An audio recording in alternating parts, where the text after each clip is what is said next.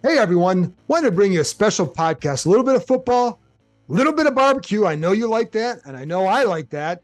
I think you're going to like this recipe we're going to talk about coming up, and a little bit on Adventure Park, which has been a sponsor of this podcast for several months now, which we greatly appreciate. And I hope you've had a chance to check them out and have some fun over there. And so I wanted to bring on the owner of Adventure Park, John Hines, to talk about a little Washington football. He grew up a Redskins fan, now a Commanders fan, what last week meant to him. We talk about swine apple, his barbecue recipe. Stay tuned for that. You're going to like it. It involves ribs and bacon. Hard to beat that. And then we're going to talk about Adventure Park. And I think after listening to that, you may want to give that a shot as well. So without further ado, here's my conversation with John Hines, the owner of Adventure Park. The Adventure Park is ziplining through the trees. It's climbing from platform to platform. It's even an axe throwing competition with your friends. But what the Adventure Park really is opportunity. Reconnecting with friends and family, accomplishing a challenge, and making lasting memories. So book your visit today and choose your own adventure. John, thanks for joining me. And we're going to talk about Adventure Park in a couple minutes, but I am curious, you're a Commanders fan, correct? And so Absolutely. I'm curious what this change in ownership means to you. I honestly never thought I would see it happen. I grew up a loyal Skins fan. Stood in line to get tickets during the strike season. Had season passes for 20 years, but we eventually gave them up, and just out of frustration because, I was raised knowing that this year could be 10-6. Right. This year we could go 11. This year we might get 12. But after 2 decades of we're going to struggle to get 7 wins, it just took the wind out of my sails. It got to the point where the only reason to go to the game was to tailgate. Yeah. So when the ownership change is announced, yeah. What's the feeling like inside for you? It's not quite euphoria, but extraordinary optimism. I'm willing to just write off the last 20 years of experience and try and bring back in my brain the John Riggins and Sonny Jurgensen and Joe Theismann and all those guys and those great days. And I just want to act as though the last 20 years didn't happen. I think you just spoke for a lot of people with that sentiment. And, do you think, I've always thought that there's still a lot of passion in this fan base, and there became a lot of apathy because of exactly like you said, where's the hope? And then you have all these issues off the field. Is this enough to get people back?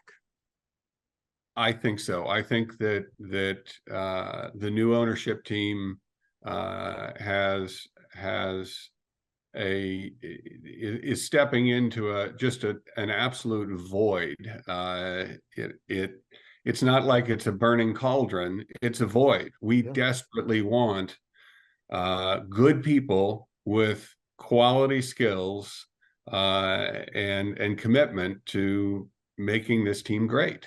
And there's every reason to be very, very hopeful that Harris and Rails and Magic Johnson and the rest of that cast that they have assembled are going to do a good job, are going to do a great job.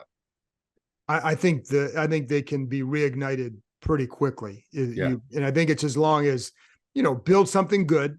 You need to, still need to win, but you can do that and ask for patience with a group that maybe other can reward that patience, or at least not embarrass everybody off the field. I think that's kind of a low bar for what people have been through. Just don't embarrass the fan base.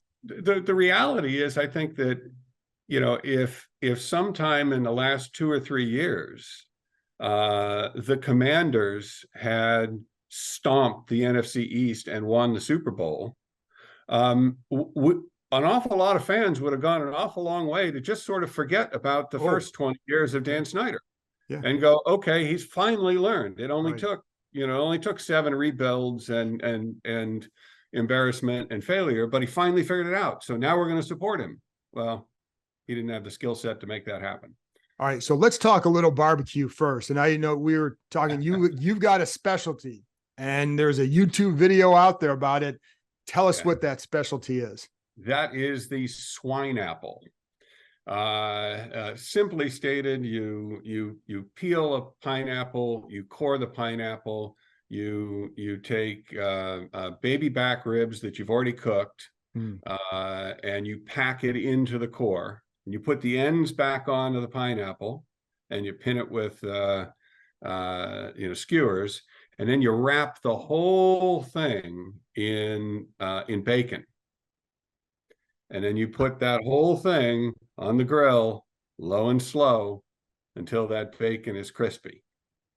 And it's just amazing. Okay, first of all, anything with bacon is good. There you go. And so how did you what was the process of getting to that recipe? My daughter saw an article about it and said, Dad, can we do this? And I believe we did it for my son's graduation. We had a graduation cookout. I think we did it for his cookout. Yeah. And you've done it ever since. And it is a family favorite now. So where can they see that on YouTube? Because I think they're going to want to see it and just kind of go step by step. Where can they see it on YouTube? Just search YouTube for swine apple. Well, I think mine was the first one out there. Many people have done much better videos about it than my daughter and I concocted 13, 15 years ago.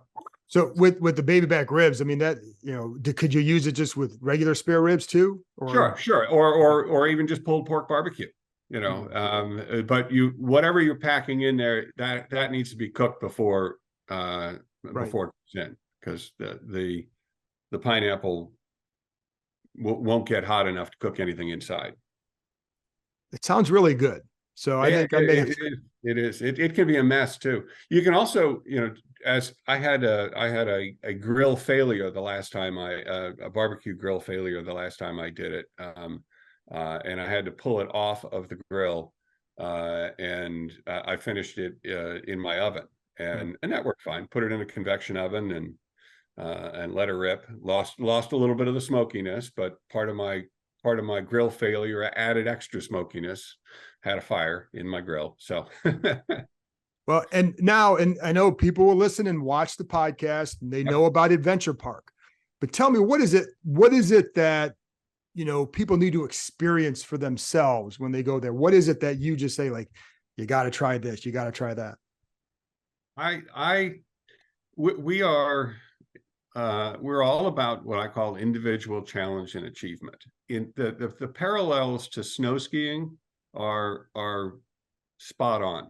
When you go skiing, there's the mountain and there are all those color-coded trails for difficulty, and you take on whatever challenge you're up for.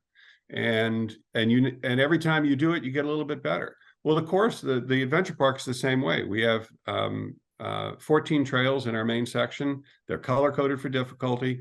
The easiest trails you can do, if you can walk from the car down to the park, you can do the easiest trails. The hardest trail is the hardest climbing trail in the country. It's going back to the ski analogy. It's like the face of a great ski mountain. Most people will never come down the face of a great ski mountain. Most people won't try, and most people who try the first time come down on their rear end. They don't do it great. But there's that guy that comes down the face and it makes it look easy.